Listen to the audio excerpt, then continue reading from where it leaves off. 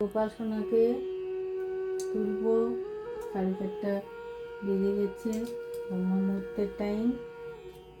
ওকে ধোয়াবো, ধুয়ে দিলাম। তার সঙ্গে আমার মা লক্ষ্মীকে, গণেশকে ধুয়ে দিলাম।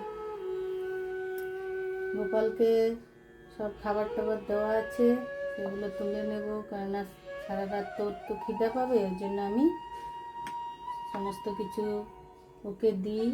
তারপরে যে ফুল টুলগুলো সব সরিয়ে নেব।